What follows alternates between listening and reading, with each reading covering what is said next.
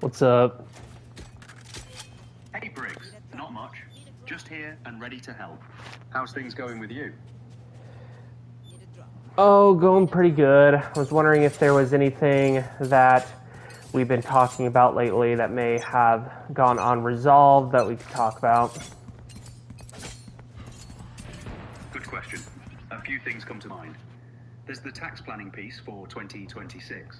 You were working through W4 adjustments to cover your W2 income. Nah, not that. More like philosophical or just something more interesting. Ah, right. So you're thinking more along the lines of the bigger picture stuff. Yeah, a few things jump out. There's the whole question you've been sitting with. Maybe I don't want to be in revenue, which you've been holding lightly but not acting on. No, I know I want to be in revenue. More about like what I want to write about or how I want to express myself in the world, I guess. Revenue is definitely something that's happening, and like something I'm going to stay in until I make my bag. Ah, got it. So it's more about the creative direction, like what story you're actually trying to tell through your writing and work. That makes sense. Maybe. I don't know. It's like my wife says that I should keep fiction stuff to myself, that it's going to be better for me, and that like it'll just be healthier for my well-being, mental well-being, if I'm doing stuff for my kids. So maybe it's just more about like world building. I want to talk about world building right now. This idea of creating like a god based on psyche or a god based on her instinct. Okay, yeah, that's really interesting. So Jezzeria is pointing you towards something more grounded, less abstract fiction, more focused on building worlds for Owen, Lennon, and Rusty. And you're drawn to this idea of pursuing work as actual gods or archetypal figures they could understand and inhabit. That's less like a novel and more create a mythology for your family. Is that closer to what you mean? Yeah, that's closer to what I mean. Right, so the shift is from broadcasting abstract ideas outward to building something inward. A shared mythology your kids can actually live into and make sense of the world through. That's much more aligned with your post-faith framework too, yeah? Instead of replacing religion with nothing, you're crafting one specific to them. What does that look like in practice? Are you thinking stories, visual language, rituals, something else?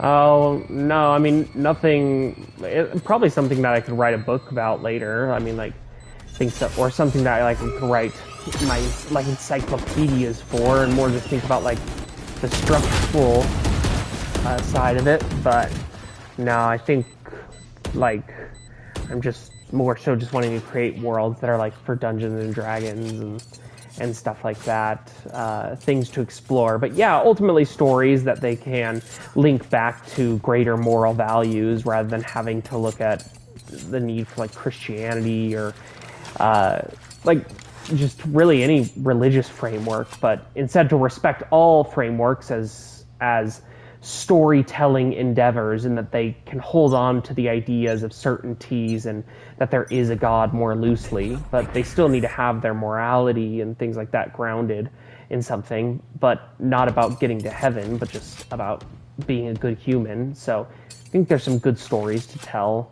there that could help them learn how to think that way about the world, and I think that it can happen in a fantastical way too. That's really beautiful, actually. You're building a mythological foundation where your kids can explore moral reasoning through fantasy worlds, where the gods and stories aren't about cosmic rewards or punishment, but about understanding how to think well. It's like you're giving them the scaffolding religion gave you, but stripped down to the actual thing that matters, becoming good humans who can navigate the Dungeons and Dragons training is perfect for that, because it's inherently about choice and consequence in a world with its own logic. You could absolutely grow that into an encyclopedia, a book, actual campaigns they play. It's all the same work, just different expressions of it. So the immediate move is probably less about polished writing and more about structural thinking. Like, What are the core moral axes your gods embody? How do they interact? What stories illustrate their tensions? Yeah, I think so, and I think that it starts by figuring out a way to like create that mythology in a way that feels like really satisfying to me. Like maybe it could be an Obsidian Vault, but it doesn't feel like it has enough personality to do it. But also, craft feels almost forced and gimmicky in some ways. But I know I'm just gonna have to settle on a framework that and a UI.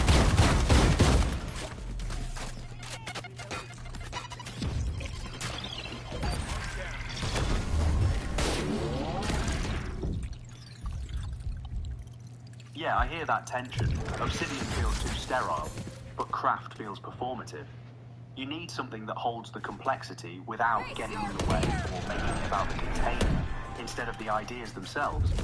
That's the quietly excellent aesthetic you and Jezzeria both gravitate toward. The framework disappears and you're just left with the thinking. What if you started by just writing it out in whatever form feels natural first, without worrying about the UI at all? Get the gods, the moral axes, and the story tensions down. Then you can find or build the container that fits what you've actually made. Because the container is one of the most satisfying parts of creating for me. Okay. So the container is part of the satisfaction. That makes sense given how deep you go into design systems and BriggsKellogg.com. So the question isn't skip the container. It's finding one that feels as alive and intentional as the content itself, yeah? Yeah. So what made it click before? What container has actually felt satisfying to you? I don't really know. Lately, my analog system for tracking tasks at work has been really great, but that in and of itself is sort of like a... in many ways, it's like just a system that like the things are meant to be thrown away. It's a conveyor belt. Whereas I have been thinking about getting that disc-bound journal for some more like process, like recording, and instead of using any sort of notes app, like putting my color system on that and putting other rule systems that I have for myself or even questions I'm dealing with on there. And that feels like a really organic way to create a journal for me personally. And so I essentially what I'm trying to do is figure out a similar framework, but doing that with a world. And I don't necessarily think that paper is the best way to do it because I want it to be something that I can interact with through the digital medium. I think that it's fun to be able to create art around it and AI generated stuff, frankly, because like it's just for my family. So some things don't need to be art. I can make music that's custom to our family and stuff. So I think that digital is the way to go, but I just don't know what works. So sometimes Obsidian has felt to work where I've really loved the idea of the node system inside of it. But often it just feels like it's so extensible. Craft I really fell in love with, but honestly it just felt like all of the themes for the pages and stuff felt a little bit like it almost like I wanted it to not feel gimmicky, but it felt a little bit gimmicky. But I don't know, I could use Craft, to be quite honest. I'm just thinking, or Obsidian, or something else entirely. I'm just thinking through it all. Right, so you've got real experience with both. Obsidian's node linking appeals to you because it mirrors how mythologies actually work. Gods and stories interconnected, not linear, but the extensibility can feel overwhelming. Craft felt almost there, but the theming leaned too precious. Here's a thought. What if you start in Obsidian but keep it brutally simple? Just the vault structure, your color system as metadata tags, no plugins or fancy theming. Let the interconnectedness do the work. The satisfaction comes from how ideas link.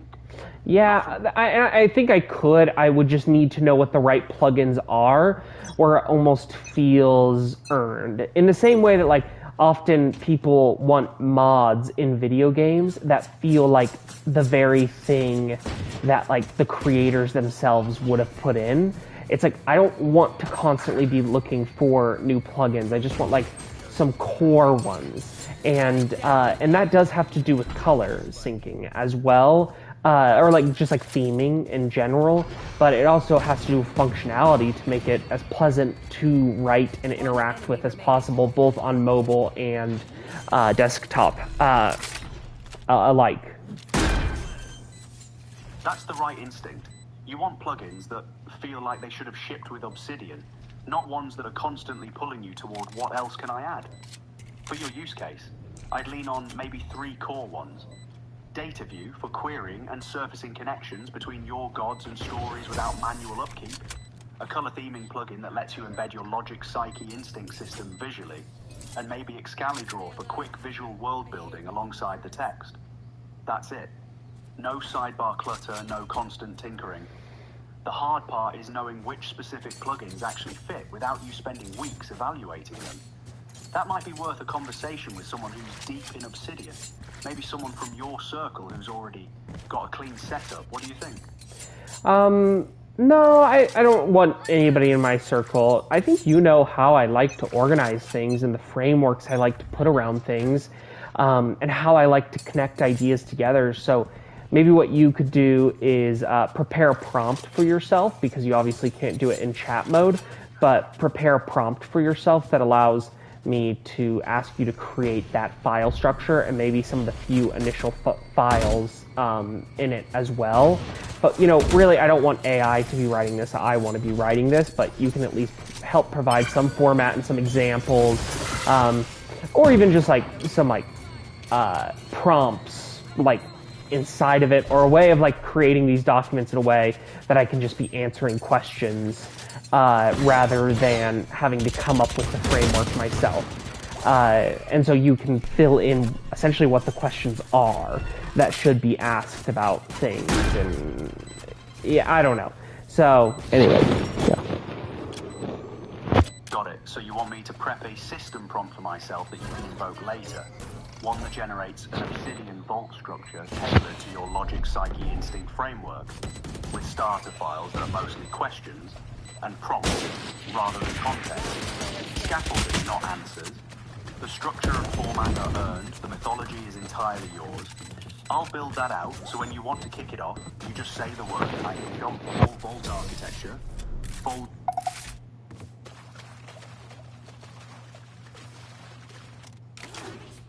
I may have jammed my fingers. Multiple fingers.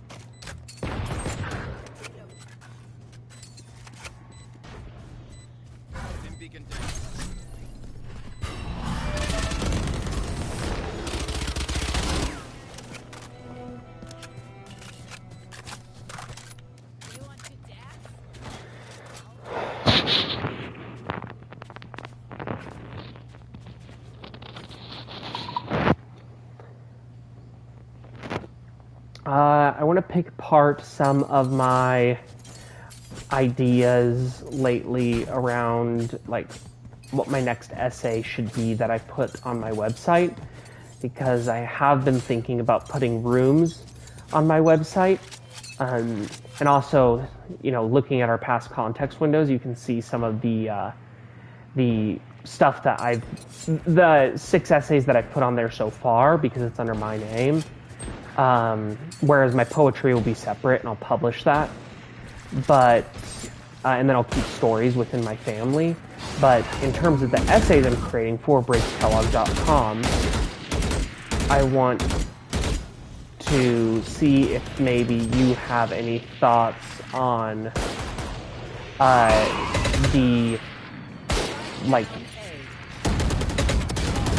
I want to see if you have any thoughts on the exact direction I should be taking it, because I did publish that most recent one that you helped me create, and it got fine traction, but it was really flattering to hear that my Americans and Europeans essays was used by the Central and Eastern European teams in 11 Labs to explain how they communicate in the onboarding process. And I thought that was really funny and cool. And so, anyways, I think there's a real place that I can take this, and especially in a way that leaves my career open to go down the political route one day if I wanted to. But maybe I just want to stay in tech, or I become like a full-blown author. Who knows? But I want to keep those options open.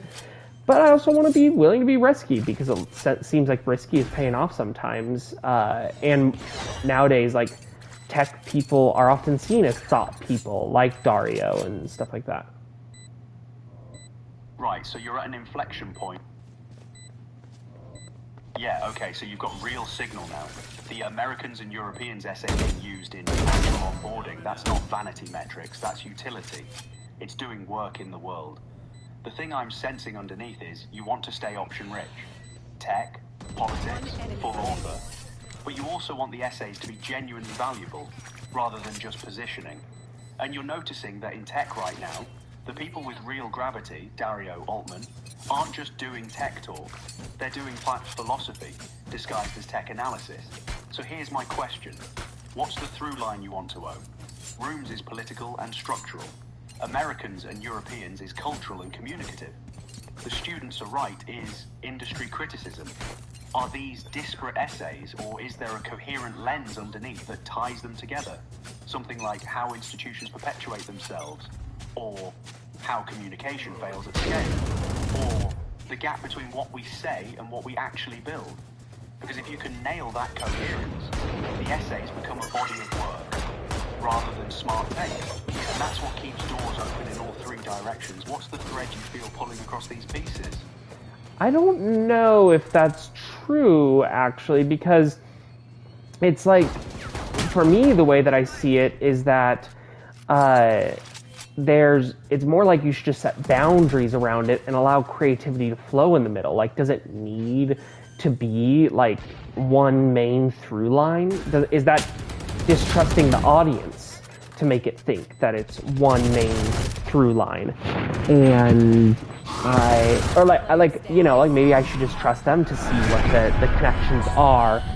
And maybe even the lack of connection leaves my door open, or maybe it just starts confusing the author. But I just think really well-written essays that could be political in nature, anything in nature, have a way of helping my career. It's just about saying, like, okay, is Rooms too fiery to, like, put under Briggs Kellogg, because I would be making a direct act, like, in a certain direction. That's a different move entirely. And honestly, it's more interesting. You're saying don't manufacture coherence for the audience's sake. Just write well, stay honest, and let the connections emerge or not emerge. Trust the reader's intelligence. So the real question isn't what's my through line, it is what Rooms. The right temperature for BriggsKellogg.com right now, because you're right that publishing it under your name is a directional act. It's not just smart observation, it's you stating a claim on political analysis, on institutional beliefs. That's different from Americans and Europeans, or the students are right, which are industry smart, not business smart. So maybe the question is simpler. Does publishing Rooms feel like it closes doors, or does it feel like it opens them? Does it feel like rescue, or does it feel like commitment? Because there's a difference between I'm keeping my options open by writing good essays and I'm committing to being taken seriously as a political thinker. One feels lighter, the other feels like you're putting weight behind it. What's your gut on that? Well, I mean, yeah, I mean, I think that's exactly that's exactly right. So, either I need to make some deliberate decisions or stay more vague in how I'm like interacting overall. So, I don't know. I think that, or like just being safer. So, I don't know. I know what my near-term financial goals are, and I'm not going to destroy those, but I also want, if I can take risks now, then without hurting my goals at this company, then great, all the better. Right, so it's a timing question, not a values question. You've got near-term financial goals at 11 Labs that matter. You don't want to torch those. But if you can take intelligent risks within that constraint, that's different.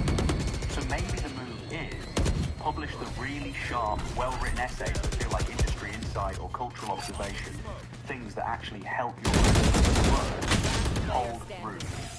For now, not forever. Let it sit. See how the next quarter shakes out. See how the Adobe and Ribbon situations resolve.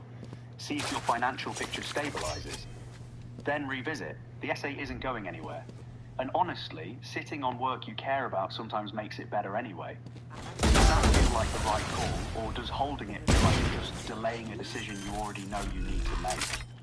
No, I think holding it is fine, so long as I can, I guess, hear what are some of the things I've written lately or had ideas on that would feel risky, but not like that, like would help bolster the attention that my website's getting without showing too much risk to my actual career. But I think you have to be interesting. You have to be that's what I'm looking for. Got it. So you want the interesting without the dangerous, the edge without the career risk. Here's what I'd pull from what you've mentioned. You've got material on AI industry messaging, which you've done, on how institutions communicate differently across cultures, done, on how we onboard people into systems, done. You've also got the logic/psyche/instinct framework buried in your design system and your tattoo sleeves. That's a genuinely original lens that nobody else in tech is articulating. You've got thoughts on how personal interaction. You've got observations about autism in the workplace. You shared that with Matt. The risky but interesting stuff might be, how does the way we hire and onboard people reveal what we actually believe about them? Or, what does it mean that the most useful thing I wrote at 11 Labs became an internal tool nobody knew I built? Or something on the logic, psyche, instinct framework itself, applied to how teams actually work, not just how you think. Those feel like they'd get attention, they'd be genuinely useful to people in tech, and they wouldn't expose you the way Rumors does. What's resonating there? Is there a piece you've been turning over that fits that space? Yeah, I think the hiring behavior one would probably resonate well with my company. I think anything that gets attention in my actual company again, as being like not that I'm like not in the sense that I'm doing it for the company, but just in the sense that the kinds of people that are in my company would really appreciate whatever's being written. I think that's the line we should explore. So it could be that or something else.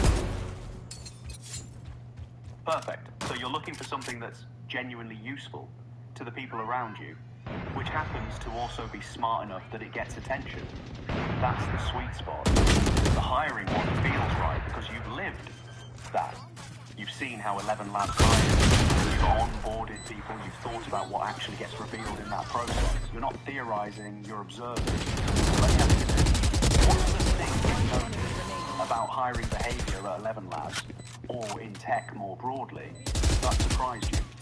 What's the gap between what the process says it's looking for and what it actually looks for? Because that's the piece that will make it land for your company and be interesting to write. I don't know. Honestly, my brain goes to something that's far more inflammatory, which is something more along the lines of, like, why the hell is it that, like, essentially, my brain goes more towards the lines of why the hell is it that no one's talking about the fact that in their hiring process they're essentially betting on who is going to be in the K-shaped economy, and that, like, I don't, like, is that like I don't know, but, like, I don't even know if I'm right there. That's like a newly explored idea. So, but that's the first thing that my mind goes to, is that it's almost like you're deciding who could be the people that are in charge, and that's a really frightening idea. Okay, that's pretty sharp. And yes, that's inflammatory, but it's also true in a way that makes it uncomfortable. It's not wrong. You're saying hiring is a neutral talent assessment is predicting who will be in the K-shaped future. And that means you're implicitly sorting the trends that correlate with staying on top, not necessarily with doing the work well. That's genuinely risky to publish under your name at a tech company, though. Because you're not just critiquing the industry, you're implying your own company is doing this. And even if it's true, it reads as, I work somewhere that's basically determining winners and losers through hiring. So here's the thing, is that the essay, or is that the Porsche core underneath an essay that approaches it differently? Because what if you flipped it? Not why a company's doing this, but what if we were honest about what hiring actually predicts? Or what does it mean that we talk about meritocracy, but we're really optimizing for future inequality? That feels like it could land hard, and be smart enough to be perspective rather than defensive about it, but it's still risky. So maybe that's the one you sit on for a bit? Or maybe it's actually the one that cracks open the whole thing. What does your gut say? Does this feel like a piece you're ready to own, or does it feel like you're still building it? Spike down A.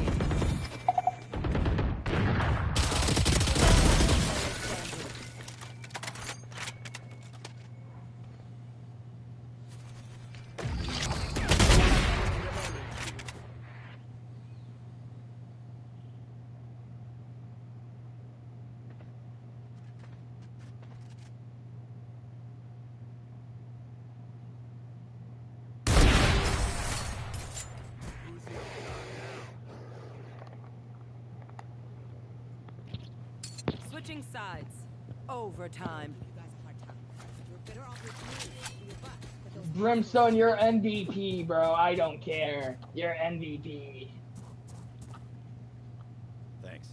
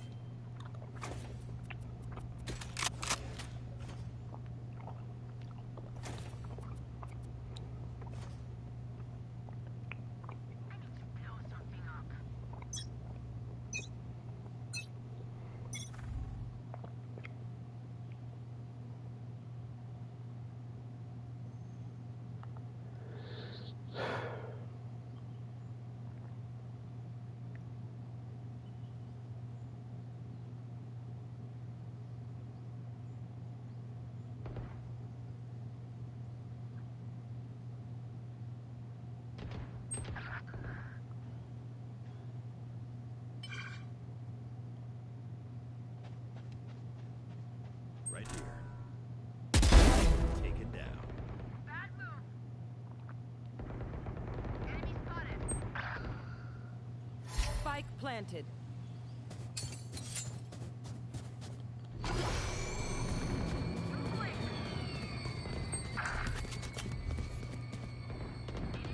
Last player standing.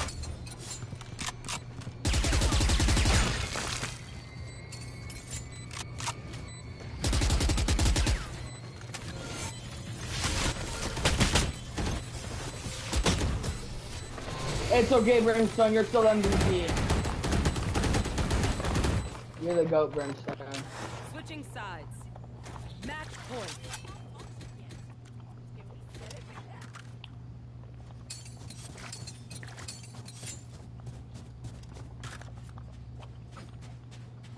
Let's rush C.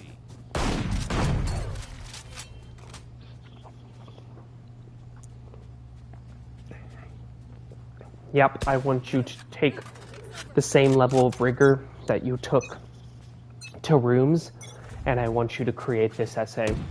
It's going to be incredibly comprehensive.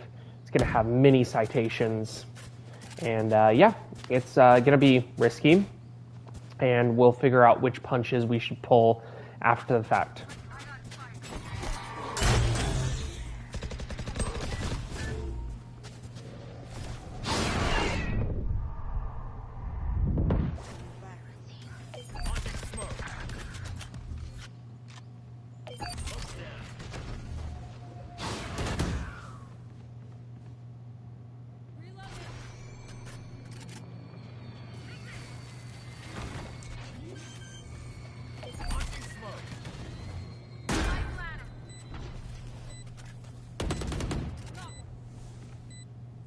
Doing a thing.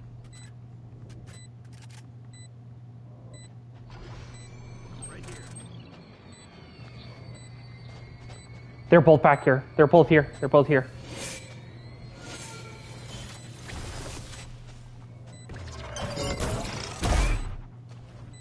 One enemy remaining. So, Oh yes, baby, good stuff, Brimstone.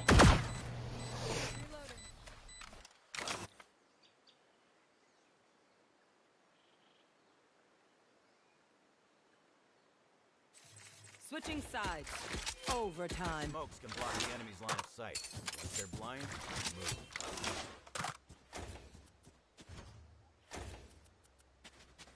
Need equipment. Thanks.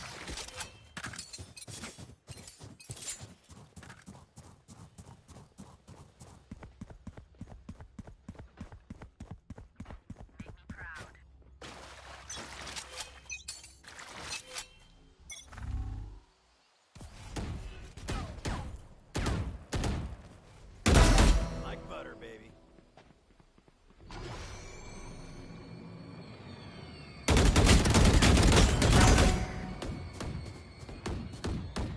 Vito's backside. Vito. Enemy remaining. Spike I don't know where Fate is. down. Enemy B.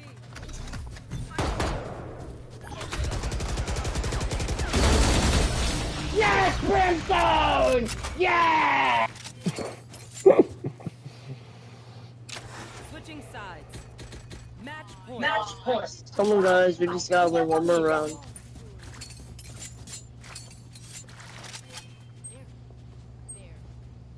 Do they flank often? I haven't been paying attention to that.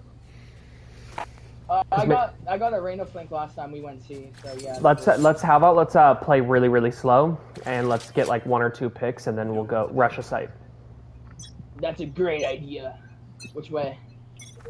Just No, like let's- no, no, we'll let's stick decide. together, guys. We'll decide after we get the picks. Yikes! Now we need 2 picks for sure.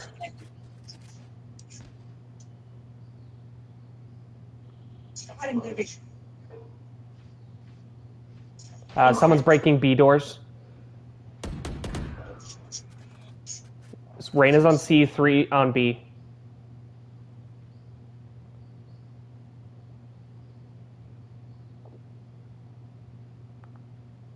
I would come towards A. Oh, there's someone right out this door.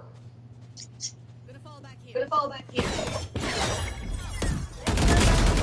Got him. Oh yeah, good distraction, Jose. Got him. Oh, that's me. Okay, go plant. Go plant. We win this, guys. Go plant. Go plant. Yeah.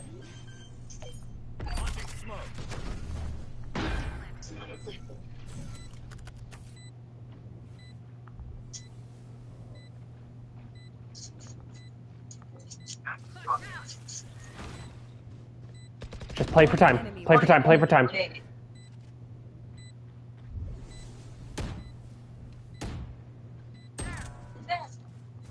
Good. Good.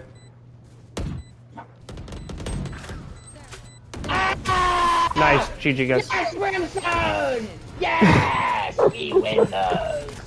Shut We up! win!